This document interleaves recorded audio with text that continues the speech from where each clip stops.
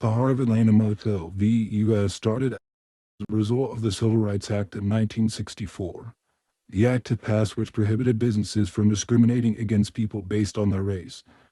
Businesses no longer could deny services or business to anyone solely based on their race. This idea was protested and obstinately accepted by some people, especially those in the South. The owners at the heart of Atlanta Motel were a part of those who did not want to accept Congress's new decision on how business owners had to run their private businesses. They challenged the decision of Congress, claiming their Fifth and 13th Amendment rights were violated, along with Congress having overstepped the Commerce Clause.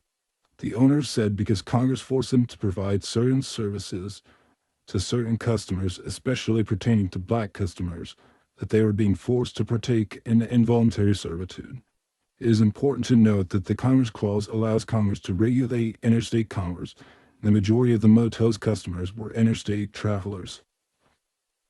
The question that this SCOTUS had to answer was, did Congress, in passing Title II of the 1964 Act, exceed its Commerce Clause by depriving places of public accommodation of the right to choose their own customers?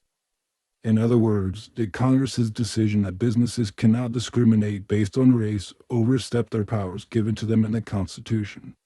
The Commerce Clause is what allows Congress to regulate interstate commerce, but did Title II of the Civil Rights Act exceed this power?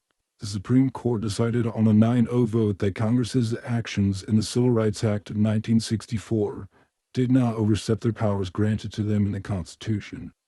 It was also decided that the 13th Amendment, which outlaws slavery, does not justify the motel owners' claims that being forced to serve blacks was the same as slavery or involuntary servitude. The court found that African slavery is not the same as having to serve blacks at a motel. It was decided that the Fifth Amendment was also not violated because a person does not maintain the right to discriminate when it limits the rights of others and or is used to discriminate in business. The Fifth Amendment, along with the 13th, is not in violation when a business owner is required to serve blacks. As it pertains to the Commerce Clause, the court found that preventing discrimination in private businesses was within agreement with the Commerce Clause. The Commerce Clause allows Congress to regulate interstate commerce. As previously stated, many of the customers at the motel were interstate travelers. Therefore, the business conducted was interstate business. Thus, Congress has the power to regulate it. The heart of Atlanta v. U.S. is significant because it set a crucial precedent and example for the entirety of the U.S. and business owners within it.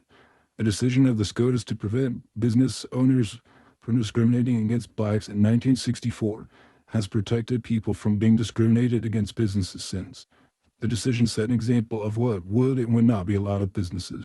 It also proved that it is constitutional for Congress to do such a thing, based on the grounds of the Commerce Clause powers granted in the United States Constitution.